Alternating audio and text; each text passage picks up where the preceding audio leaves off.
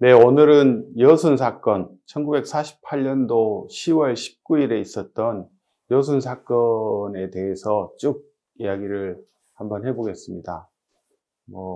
그동안 널리 알려졌는데, 사실은 이 사건 자체가 70년이 지났음에도 불구하고 벌써 올해로 이제 73년째 되었는데, 그 진상이라든가 그 이후에 한국 사회에 미친 영향이라든가 이런 부분들에 대해서 그동안 잘 알려지지 않았던 부분들, 사실관계라든가 그 이후의 영향에 대해서 쭉 이야기를 해보겠습니다.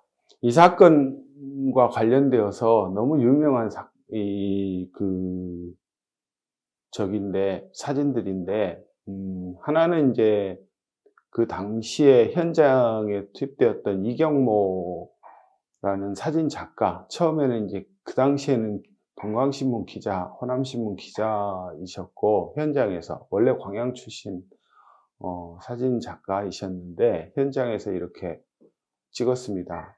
이 사진들은 굉장히 상징적인 사진들인데, 그 맨 위쪽에 있는 왼쪽과 오른쪽에 있는 사진들은 여순 사건 이후에 이제 소위 말하면 부역자들을 처벌한다라고 해가지고 대부분 저곳은 승주하고 이제 순천인 걸로 알려졌는데 그 당시에 군인들이 이제 군경이 이렇게 그 지역의 주민들을 놓고 분류를 하는 사진들입니다. 그래서 저 가운데 오른쪽에 있는 사진에 보면은 가운데에 선이 있는데 저거는 생과 사를 가르는 선이 되어 버렸습니다, 나중에. 그리고 이제 아래쪽에 있는 왼쪽의 사진은 그 당시에 이제 여수 여중 학생들을 모아놓은 사진이에요. 이 학생들 중에 이제 다 고개를 수그리고 있거나 아니면 정면을 날카롭게 응시하고 있는 사진들도 있는데, 당시에 여수 여중 학생들을 어떤 식으로 왜곡을 하게 되느냐 하면, 이 학생들이 남로당의 선동에 같이 동조를 한 것으로, 그래서 여학생 부대가 군인들을 향해서 총을 쐈다라는 식으로, 나중에 이제 훗날 밝혀지기에 그거는 언론을 통한 가짜 뉴스였는데, 그 가짜 뉴스가 이런 식으로 포장이 되었고, 그 당시에는 이러한 모습으로 이제 사진이 찍혔었습니다. 분류 작업을 하고 있는 장면이죠.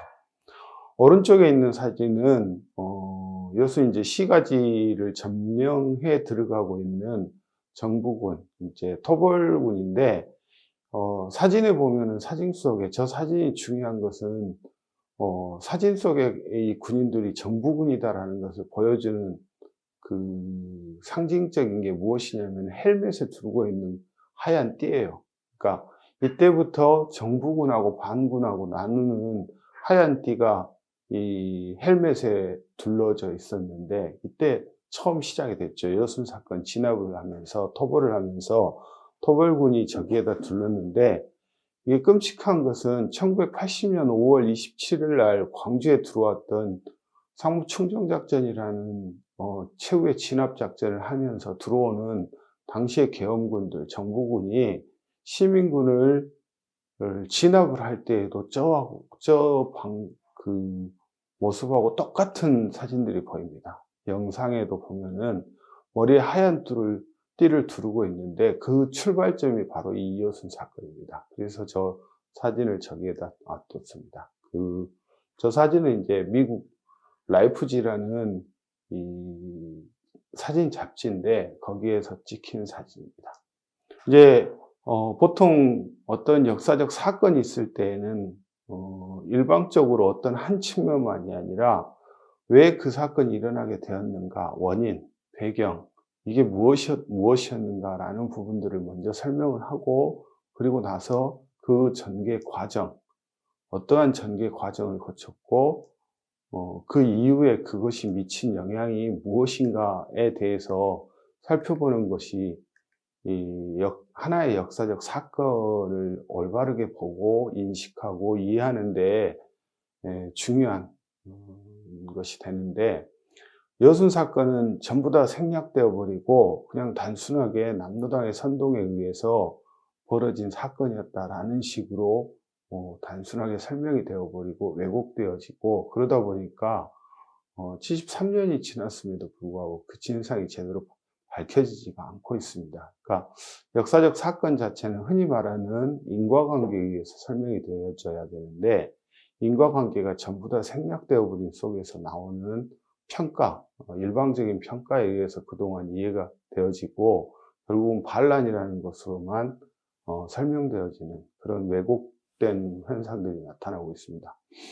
오른쪽에 있는 사진은 어떤 사진이냐면은 당시에 여순 사건 발발한 직후에 아마 10월 22일일 건데, 정부의 이제 공식 발표를 당시에 자유신문이라는 신문에 실린 기사들을 쭉 정리를, 이제 실린 기사들을 이렇게 갖다 놓은 건데, 당시에 그 정부의 입장을 공식적으로 보여줄 수 있는 기사여서 여기에다가 이제 실어놨습니다. 주요하게는 이제 정부군이 어떻게 토벌을 하고 있고 어떤 사건이 일어났었는가에 대해서 설명을 쭉 하고 있습니다.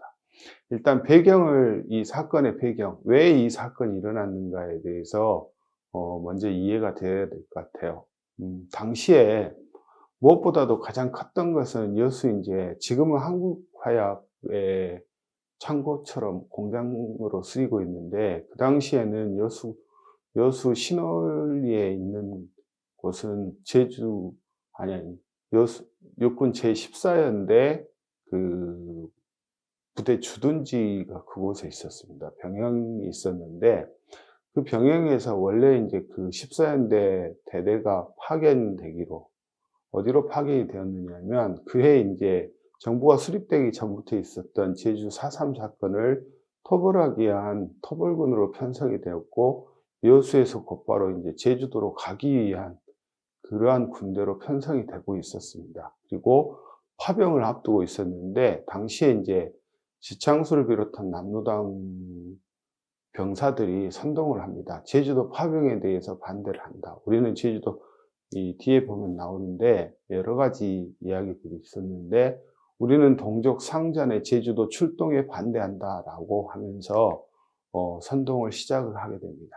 가장 큰 이유는 이것 때문이었어요. 그러니까 당시에 국민들도 그렇고 군 내부에서도 어떤 입장들이었었느냐면, 제주도에서 제주도민들을 대상으로 한 광범위하고도 아주 강력한 이 토벌 작전이 시행되고 있었고, 그 과정에서 여수에 있는 제14연대가 파병되기로 예정되어 있었던 상황이었습니다. 그런데 이제 제주도 파병을 앞두고 제주도 파병에 반대한다. 이유는 딱 한 가지예요. 쉽게 말하면 우리는 동족이 동족을 죽이는, 같은 민족이 같은 민족을 죽이는 그러한 동족 상잔에 대한 반대 입장들, 그것은 당시의 일반 국민들의 여론이기도 했고, 군대 내부에서도 그러한 부분들에 대해서 비록 토벌 작전을 수행하고 있기는 하지만 이것은 동족 상잔이기 때문에 우리는 할 수 없다라는 식의 여론들이 굉장히 많이 있었습니다. 그게 가장 큰 이유로 제시되었고, 두 번째는 이제 그 군대가 처음에는 46년 1월 15일 날 만들어진 게 국방경비대, 조선 국방경비대라는 이 기구를 만들었었어요. 미 군정에서 그 기구를 만들었었는데, 그 당시에는 지금하고 좀 다르게 현지에서, 그러니까 예를 들면 어떤 부대가 있다라고 했을 때 그 부대가 주둔하고 있는 지역에서 군인들을 모병을 하는 모병제였습니다. 그리고 경찰은 그 이전부터 일제 시기 때부터 경찰들이 오히려 간부들 같은 경우는 친일경찰이라고 손가락질 받던 사람들이 직위를 높여가면서 경찰의 지위를, 그리고 역할들을 하고 있었던 게 그 당시의 상황이었어요. 그러다 보니까 어떤 현상이 나타나느냐면, 군대는 현지에 있는 지역의 정서, 지역민들의 정서, 일제 말기가 되면 특히나 경찰에 대한 비판이라든가 이 부분들이 굉장히 심했고, 반대로 이제 경찰들은 각종 여러 가지 사건들에 얽혀져 있는 이른바 빨갱이라고 할 수 있는 남로당원들이 군대로 들어가 버리면 처벌을 못 한다.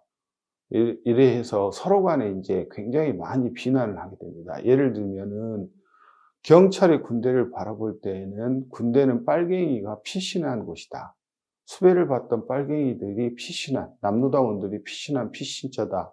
라는 식으로 비난을 하고 있었고, 반면에 군대는 경찰을 가리켜서 과거의 일제시기 때부터 친일을 했던 가장 대표적인 국가 권력 기구였는데, 그들이 해방 이후에도 오히려 지위를 더 높여가지고 유지가 되고 있는 게 이 경찰이었다. 그래서 이제 친일파들의 집합소다라고 서로 간에 이제 굉장히 많은 부분들에 있어서 서로 비난을 하고 갈등을 하게 됩니다. 또 하나는 뭐가 있느냐면 군대든 경찰이든 간에 그 당시의 상황에서 보면은 이 두 군대는 물리적 기구예요. 국가의 물리력을 행사를 할 수 있는, 어떻게 보면은 국가로부터 합법적으로 폭력을 행사할 수 있는 물리적 기구로서의 역할들을 가지고 있어요.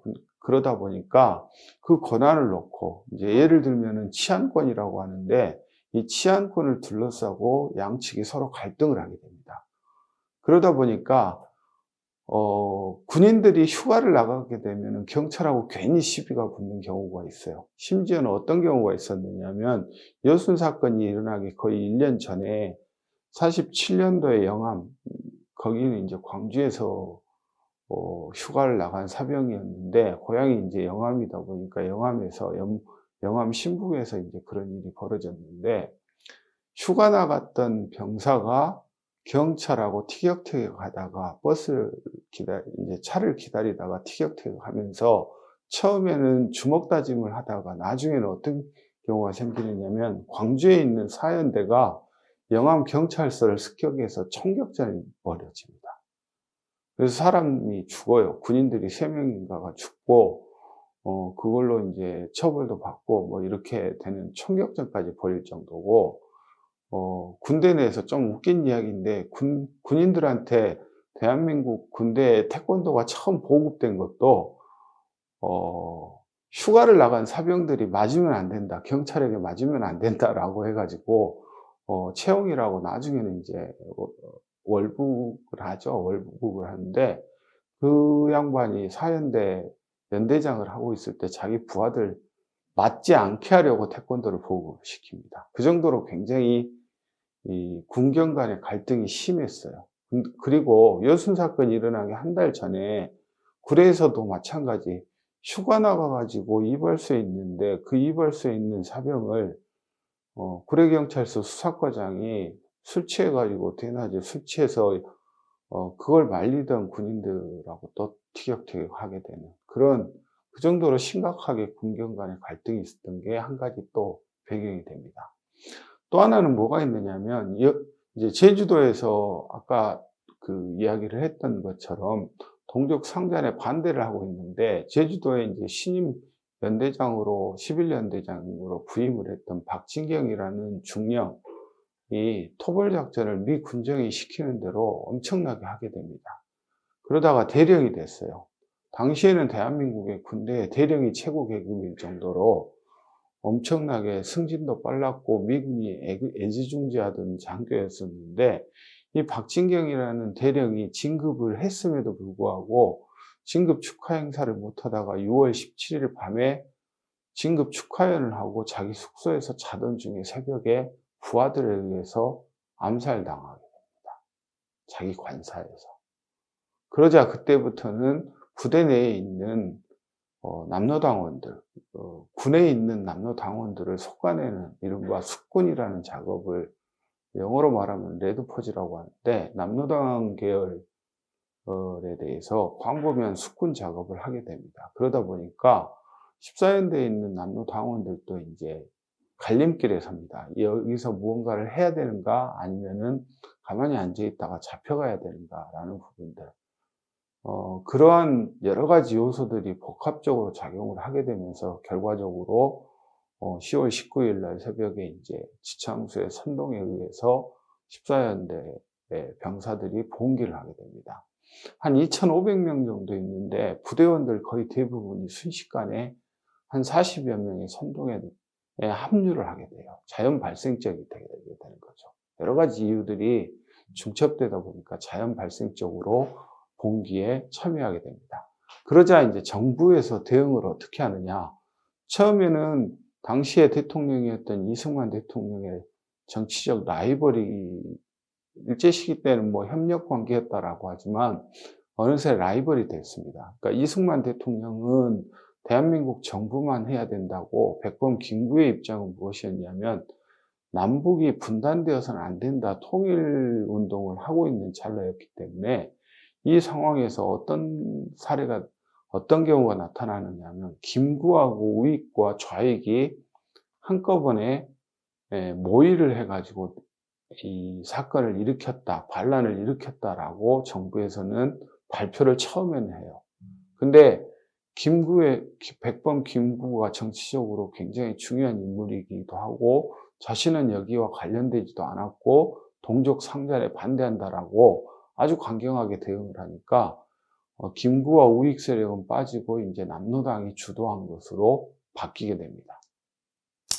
당시에 이제 지창수의 선동 부대원들에게 선동을 했던 게 나중에 여수인민보라는 곳에 발간된 신문에 나왔는데 지금 경찰이 우리에게 쳐들어온다. 경찰을 타도하자. 아까 이야기했던 것처럼 경찰에 대한 복수심에 불타서 나온 선동이죠. 그리고 우리는 동족 상잔의 제주도 출동을 반대한다. 우리는 조국의 영원인 남북 통일을 원한다. 지금 북조선 인민군이 남조선 해방을 위하여 38선을 넘어 남진 중에 있다. 우리는 북상하는 인민해방군으로 행동한다. 뭐 이런 식으로 선동을 했다라고 알려졌습니다. 이 중에서 실제로 역사적 사실하고 부합하는 것은 동족 상잔의 제주도 출동을 반대한다 라는 것 빼고는 전부 다 거짓이에요. 사실은 여수 경찰은 나중에 이제 여수 경찰이 14연대 병사들이 봉기했다는 소식을 듣고 막기는 했지만 처음부터 부대로 쳐들어오거나 그러지는 않았었어요. 그리고 북한은 아무 짓도 안 하고 있었고 북상하는 인민해방군으로 행동한다. 이것은 완전히 다분히 선동질이었죠. 그러니까 선동을 해가지고 이제 그 부대원들을 참여를 시키게 됩니다. 그렇게 시작되었는데 처음에는 부대 밖에서 여수 시내로 나아가는데 여수 경찰들이 막아섰는데 이미 그 전부터 10월 초순부터 제주도 파병을 앞두고 14연대 병사들은 굉장히 많이 시가전 훈련도 하고 있었고 미군이 보급한 신무기로 무장을 하고 있었어요. 상대가 되는 전투가 될 수가 없었습니다. 그래서 순식간에 이 경찰의 저항을 무력화시키고 여수를 점령을 하게 됩니다. 그리고 해방 직후에 만들어졌었던 인민위원회를 이제 복원을 시키는 거죠. 좌익이 중심이 되어서 인민위원회가 만들어졌는데 14연대 반군은 일부는 남지만 이때부터는 이제 김지혜라는 인물이 등장을 하게 됩니다.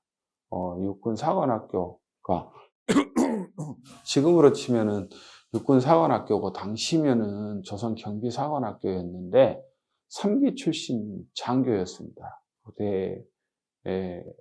대전차 부대 중대장을 하고 있었던 장교가 병력을 이끌기 시작합니다. 처음에는 지창수라는 인사계 상사가 시작을 했었는데 나중에는 이제 김지혜라는 중위가 부대를 이끌고 통근 열차를 타고 이제 순천으로 갑니다. 차량 뭐 트럭이라든가 아니면 기차를 타고 순천으로 갔었고 이제 남은 일부의 지창수가 이끄는 일부 부대원들하고 이제 여수 지역에 있던 여수 주민들하고 함께 이제 인민위원회를 만들고 진행이 되었죠. 그리고 이제 반군의 주력 부대들은 20일 날 순천을 갔는데 순천에서는 이미 연락을 받고 대비를 하고 있었어요. 경찰이 대비를 하고 있었는데 순식간에 그 경찰을 무력화시킵니다. 그럴 수밖에 없었던 게 순천은 일단은 교통의 요지예요. 그리고 지방법원하고 지방검찰청이 있는 아주 중요한 곳이죠. 그 동부 지역에 있어서는 대표적인 행정기관들이 다 몰려있기 때문에 자연스럽게 그곳을 지키는 병력이 14연대 병력이 2개 중대가 있었습니다. 근데 뒤에서 그 2개 중대가 반군, 자기 동료들하고 합류를 해버리게 돼요. 홍순석이라는 중위가 이끌던, 그, 14연대 병사들이, 순천에 파견된 2개 중대의 병사들이 합류를 하게 됨으로 인해 가지고 순천 경찰의 저항도 무력화시키고 순천을 점령을 하게 됩니다. 그리고 나서 이제 그때부터 부대가 재편이 되어 가지고 순천을 지나서 북상을 하던 도중에 정부군하고 격전을 한번 치러요. 학구라는 곳에서, 순천 인근에 있는 학구라는 곳에서 격전을 치렀는데 다시 돌아옵니다. 패배하고 돌아오게 되고, 그때부터는 이제 지리산으로 아니면은 광양에 저기로 가게 됩니다. 백운산 지역 등으로 입산을 하게 돼요. 그러면서 본격적으로 빨치산 투쟁이 벌어지게 됩니다. 근데 일부 지역에서 반군이 점령을 하거나 직접 군대가 들어간 경우도 있고 그렇지 않은 경우도 있어요. 그러니까 예를 들면은, 그렇지 않은 경우는 왜 그렇지 않는 경우냐면은 그 지역 출신들이 14연대 병사들로 입대를 하고 있었기 때문에 14연대에서 무언가를 했어? 그럼 우리도 함께 해봐야지라고 하면서 자연스럽게 인민위원회를 만들게 돼요. 그러니까 여수에서 불을 당기고 순천으로 확산이 되었는데 순식간에 전남 동부 지역에 있는 6개 군이 다 함께 인민위원회를 만들게 됩니다. 그런 과정에서 일부는 인민재판이라는 게 일어나게 돼요. 손양훈 목사 이야기는 최근에는 이제 좀 문제가 있다라고 하는데, 대표적인 경우가 이제 김영준이라는 부호예요. 천일고무라고, 당시에 그 대한민국에서 최고 부호 중에 한 명이었어요. 요즘 말로 치면 재벌이죠, 재벌. 그러니까 대한민국 국민들 중에, 근데 어떤 일이 벌어지느냐면 반군이 여수를 점령을 하면서 천일고무에 있는 고무신을 풀어요.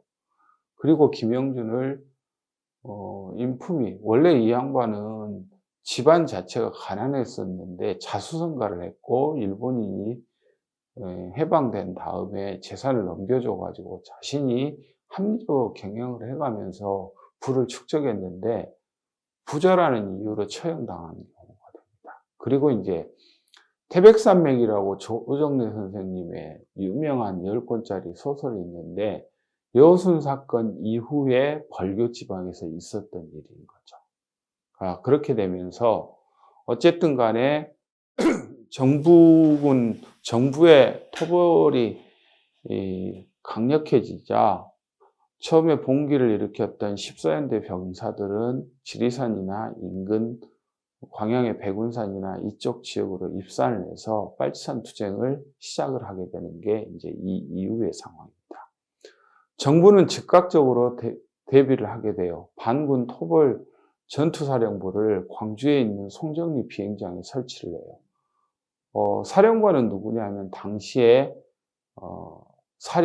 육군 사령관이었던, 그러니까 지금으로 치면 육군 참모총장인 송호성 준장이라는 분이 사령관인데, 실제 권한은, 이분은 이제 광복군 출신이에요. 나중에 한국전쟁 때 납북, 월북, 좀 설이 애매한데 북한으로 가버려요. 근데 김백일이라는 대령이 있습니다. 원래 이름은 이제 김창규였는데, 월남을 하면서 이름을 바꿨습니다. 하얀 하늘로 이름을 바꾸고 왔는데, 이 양반은 원래 만주에서 봉천 군관학교를 졸업을 했던 만주군 출신, 대표적으로. 그리고 일본이 만주에서 항일 독립군을 토벌하기 위해서 만들었던 간도 특설대라는 그 부대에서 장교 대위까지 했던 아주 그 실전 경험이 풍부한 군인입니다. 그러다 보니까 이 사람이 실질적으로 모든 토벌 사령부를 지휘를 하게 됩니다.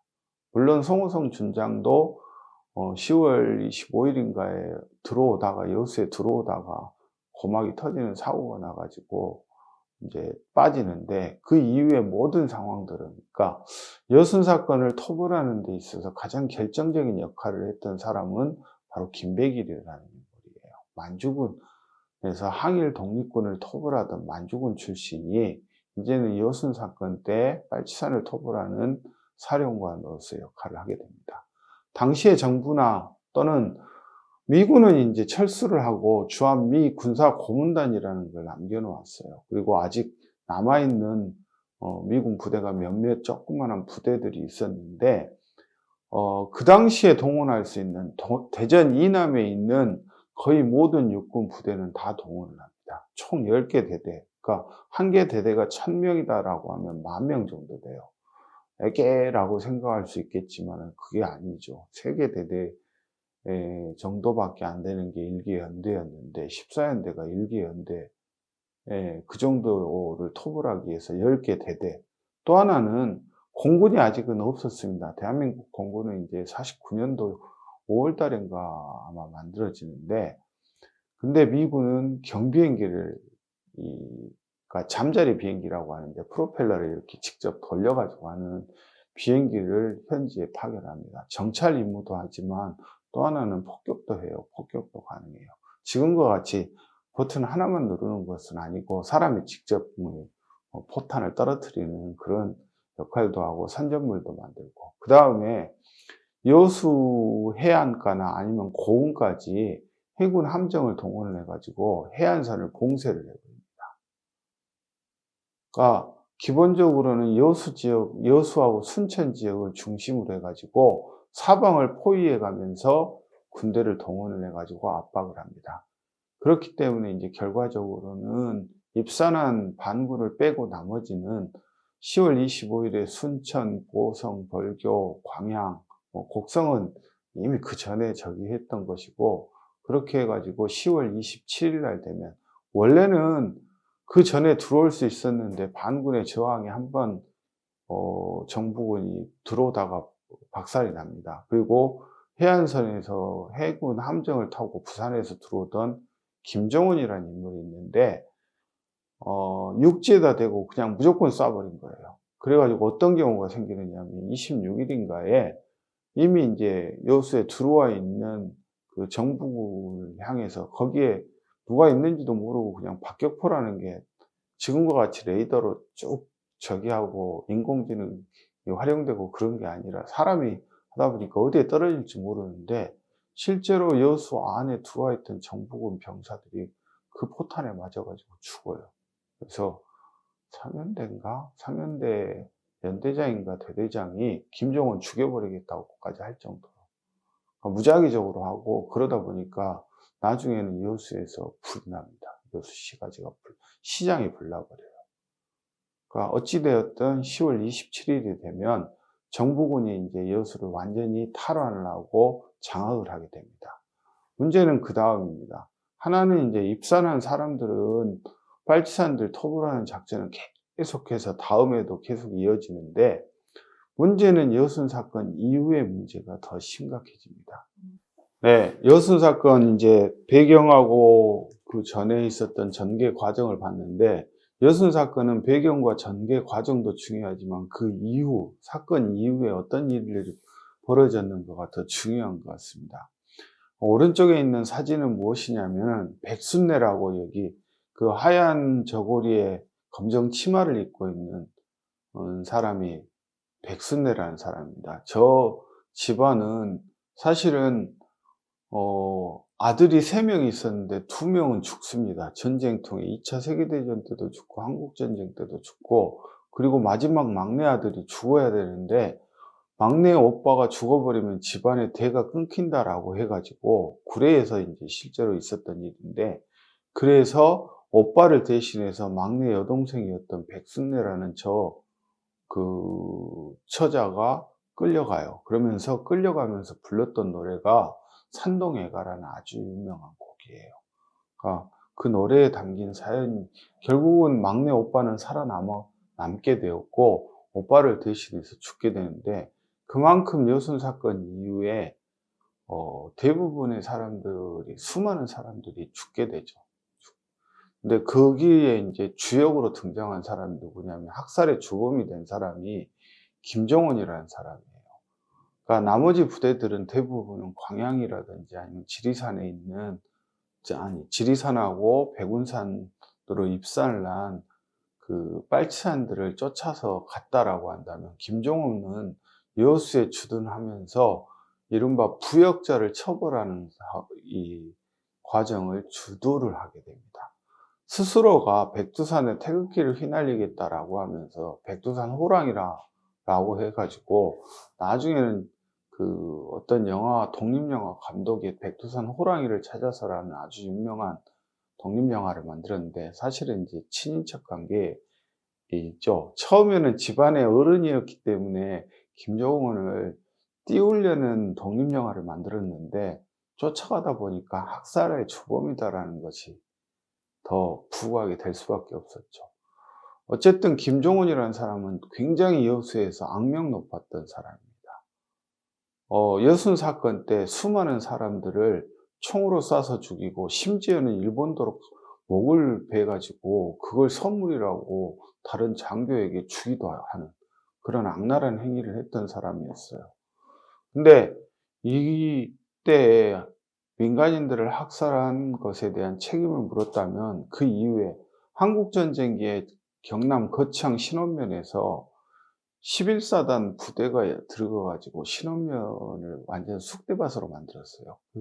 거창뿐만 아니라 여기 이 전라도 지역에서는 한평 같은 경우도 마찬가지인데, 11사단 병력이 그 한평에 있는 그 불갑산 아래에 있는 곳을 완전 쑥대밭을 만들어 버립니다. 사람들을 끄집어내 가지고 세워놓고 죽이고 하는 게 한평에 있는 지역에서 나타났던 건데, 그와 비슷한 사례가, 그리고 널리 알려진 사례가 경남의 거창 신원면 사건이었어요. 근데 그 사건은 그나마 국회에 보고가 되어지고, 또 한편으로는 신중목이라는 당시의 거창 출신 국회의원이 보고를 해서 알려졌고, 외신을 통해서 알려졌기 때문에 했는데, 당시에 김종원은 경남지구 계엄사령관 역할을 하고 있었습니다. 민사부장을 하고 있어가지고 하는데, 국회 진상조사단이 가고 있는데 그 앞을 가로막아가지고 자기 부하들에게 국회 조사단 국회의원들을, 현직 국회의원들을 겁줘가지고 현장에 접근을 못하게 했어요. 그러니까 사건을 은폐하려다 그것마저도 발각이 돼가지고 징역 3년형을 선고받는데 1년 뒤에 풀려나요. 그리고 복직을 합니다. 그게 문제가 되자 경찰로 이직을 해가지고 나중에는 부정선거라든가 이 부분들에 공을 세워서 치안국장, 지금으로 치면은 경찰청장에 임명되었는데, 제일로 처음 했던 게 뭐냐면 56년도 대통령 선거라는데, 지금하고 달라가지고 정과 부가 각기 따로 부통령을 뽑아요. 근데 자유당 후보가 아닌 민주당 후보인 장면 부통령이 이 대통령, 아니 부통령에 당선이 되었어요. 그러자 치안국장이 사주를 해가지고 부통령이 민주당에 가서 보고대하고 있는데 암살을 시도를 합니다. 결국 그게 발각이 돼가지고 이제 나중에 날아가는데, 만약에 여순 지역에서, 여수나 순천 지역에서 있었던 일들을 제대로 책임을 묻고 학살의 책임을 물었다면은 그 뒤에 거창이라든지 장면 부통령 암살 사건에 김정은이 관여할 리가 없죠. 관여할 수도 없었고. 어쨌든 그 당시에 손가락총이 유행을 했습니다. 제주도에서도 비슷한 일이 있었는데, 그리고 한국전쟁기에 민간인 학살 때에도 많이 나왔는데, 저 사람은 빨갱이야, 저 사람은 좌익이야 라고 손가락질 하게 되면 그것이 총과 똑같은 위력을 갖게 됩니다. 군경이나 우익 인사들이, 군경의 가족들이나 우익 인사들이 손가락질을 하게 되면 그게 총의 위력이에요. 또 그러다 보니까 굉장히 동부 지역에서만 최소한 10,000명 이상이 죽었을 것이다. 이건 정확한 진상조사를 아직 시도도 못하고 있어요. 올해 국회에서 특별법이 통과가 돼가지고 내년부터 이제 아마 제대로 된 진상조사를 시작을 할 건데, 어찌 보면은 굉장히 늦었죠. 73년이나 지나버렸기 때문에. 근데 세 가지 사례가 있습니다. 하나는 송욱이라는 분이 있고, 하나는 황길이라는 분이 있고, 하나는 황두현이라는 분이 있어요. 이 양반들의 얽힌 사연들을 이야기를 하면은 여순 사건 때 민간인 학살이 어떻게 저질러졌는지를 알 수 있습니다. 송욱은 여수여중 교장 선생님이었어요. 그야말로 교장 선생님이에요. 교육자예요. 좌익 학생들이 와서 동맹 휴업을 하겠다 하면은 그거 못하게 말렸던 분이에요. 그래서 지역사회에 존경받는 교육자였는데, 그러다 보니까 인민대회 위원장으로 추대가 되었는데, 당시는 칭병, 그러니까 병을 얻었다 해가지고 바깥 출입을 안 했는데, 김종원이 선전물에 이름이 올라갔다고 해버립니다. 그래서 여수 지역에 있는 인사들이나 아니면 노산 이은상 같은 인물들도 송욱이라는 분, 우리가 알고 있는 송욱은 그런 분이 아니다라고 해서 제발 순천이나 광주로 옮겨가지고 재판이라도 받게 해달라고 사정을 합니다. 왜냐하면 재판을 받게 되면 증인들이 나오고 신원보증이 가능했기 때문에. 근데 재판을 거치지 않고 학살돼 버려요. 김종원에 의해서. 황윤길은 순천지방검찰청 현직 검사였어요. 평소에 법치주의자예요. 그래서 좌익 학생들을 잡아오거나 뭐 이렇게 하면은 그 사람들을 경찰이 잡아오면은 풀어줘 버려요. 훈방을 시켜요. 그러니까 무슨 이념이 있어서가 아니라 법과 원칙에 따라서 제대로 이렇게 훈방을 해줘 버린 거죠. 이거는 구속시킬 사안이 아니다라고 해가지고. 근데 경찰의 입장에서 보기에는 굉장히 불편한 법조인인 거죠. 현직 검사인 거죠. 나중에 어떻게 됐느냐 하면 경찰이 와가지고 황윤길 이 사람을 인민재판에 재판소장을 했다라고 혐의를 씌워가지고 학살해 버립니다. 현직 검사를. 국회의원이었습니다. 황두현이라는 사람은 순천 지역의 국회의원이었는데, 이 양반은 정말로 운이 좋았어요. 왜냐하면 까딱 잘못하면 인민위원회 위원장으로 이름이 올라가 있었는데, 여순 사건이 터지고 순천이 점령이 되었을 때, 반군이 점령을 했을 때 피신을 갔어요. 선교사 집으로, 외국인 선교사, 미국 선교사 집으로 피신을 갔는데, 해필 같이 간 사람들이 누구였냐면 주한미 군사고문단원 중위 2명하고 같이 그 집에 숨어 들어간 거예요. 신원보증을 미군이 하니까 누구도 이 사람을, 죄를 처음에는 물으려고 했더니 저 사람은 우리들하고 같이 피신해 있었어. 그래서 살아남아요. 그리고 자신이 겪었던 일을 서울로 가가지고 국회에서 보고를 합니다. 얼마나 처참하게 지역민들이 학살되고 있는지, 군경이 부역자 처벌을 빙자해서 얼마나 많은 사람들을 어이없이 죽이는지. 산동에 가는 아까 사진을 설명하면서 했기 때문에 넘어가고요. 여수에 가면은 굉장히 그 관광지로 유명한 곳이 있어요. 만성리에 해수욕장이 있는데, 그 산 쪽으로 올라가다 보면은 125명의 묘가 한꺼번에 있습니다. 5명씩 켜켜이 쌓아가지고 학살한 다음에 그곳에다 한꺼번에 매장을 해버린 거예요. 제주도에도 가면은 백조 일선묘가 있는데 여수에도 그와 비슷한 곳이 있어요. 그리고 여순 사건 때 그 모자섬이라고 해가지고 애기섬이 있는데 바다에 데리고 가가지고 수장을 시켜버린 경우도 많아요. 그리고 더 중요한 거는 이 부역자로 처벌을, 다행히 죽지는 않고 목숨을 건진 사람들도 49년도가 되면은 국민보도연맹이라는 것에 가입이 되죠. 강제로 가입을 해요.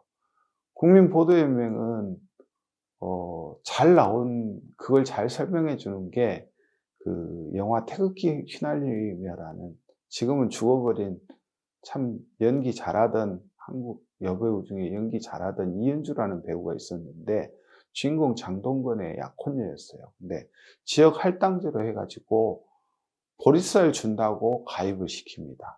그리고 우리는 앞으로 과거의 잘못된 사상으로부터 이제는 선량한 대한민국 국민으로 살겠다고 해요. 그게 49년도에 만들어진 조직이었는데, 한국전쟁이 딱 터지자마자 그것은 학살의 명부가 됩니다. 그래서 나중에 보면은 부역자 처벌을 한다고 김수로가 영화 속에서 이은주를 죽이려고 하니까, 이은주라는 그 당시에 이제 주인공이 뭐라고 하느냐면 보리쌀 준다길래 가입했다고.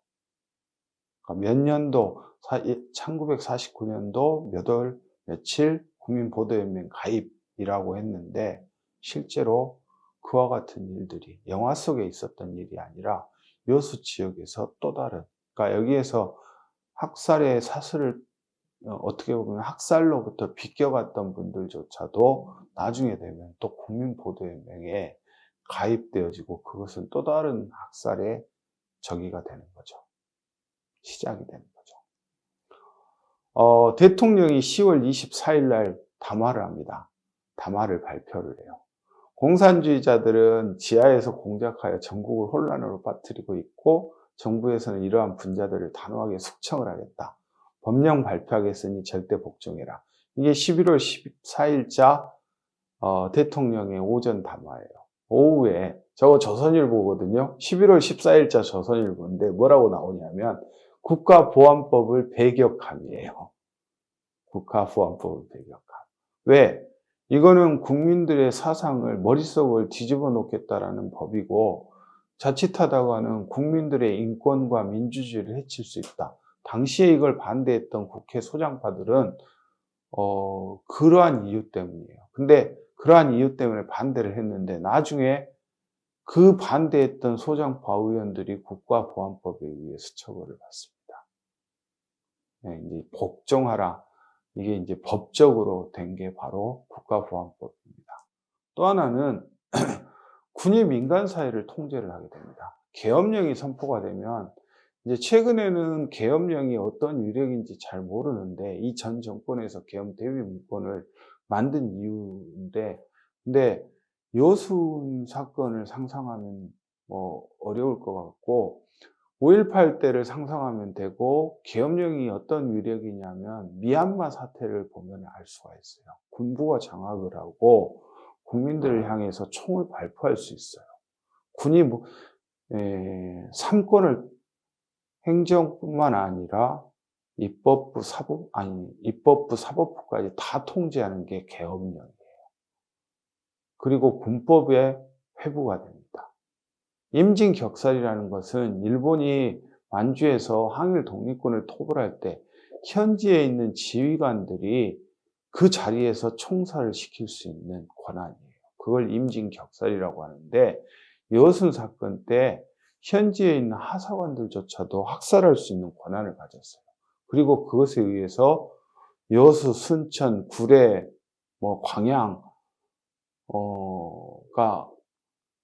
예를 들면은 산 가까운 곳에 있던 구례에서 어떤 일이 벌어지느냐 하면 어떤 유족분이 저한테 그런 이야기를 한 적이 있었는데 문박 출입을 할 수 있는 성인 남성은 다 죽었다. 산동예가가 나올 수밖에 없는 게 산동면이 지리산 온천이 있고 지금은 산수유 축제가 열리는 곳이고 봄에는 철축제가 열리기도 하는데 그렇긴 하는 곳인데 원래 이곳은 온천이 있었던 곳이 아니라 지리산 가까운 곳에 있었기 때문에 문박 출입을 할 수 있는 성인 남성들, 이 백순내 집안에서 두 오래비가 먼저 죽고 마지막 남은 오래비 대신해서 백순내라는 저 처자가 대신 죽어가는 그런 사연이 나올 수밖에 없을 정도로 광범위한 학살이 일어납니다. 또 하나는 숙군이 일어납니다. 오른쪽에 있는 사진은 뭐냐면 군법의 명령철이에요. 저기에 누가 등장하느냐 하면 18년 동안 대한민국 대통령이었던 박정희가 등장해요.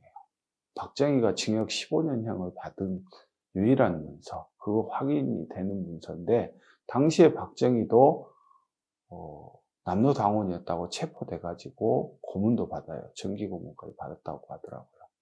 그리고 제주에서 이름을 떨쳤던, 악명을 높였던 서북청년단이 군대에 들어옵니다. 그리고 다음에 49년 1월 달에 제주도에서 단일한 사건으로 제일로 많은 사람들이 죽은 게 북촌이에요. 500여 명이 넘는.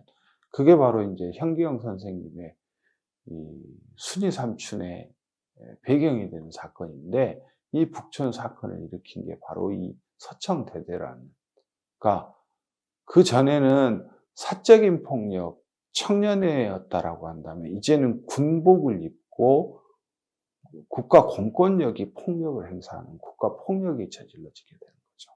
또 하나는 지역의 정서를 반영하는 모병제가 해체가 됩니다. 이제는 지역에서 모병을 해서는 안 된다라는 것이 여순 사건 이후에. 그래서 향토사단이 부대가 다 석관해집니다. 바뀌어져요.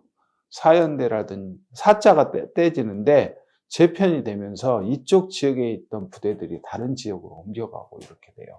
그리고 경찰하고 화해하거나 하는 거, 뭐 같이 시가행진을 해요.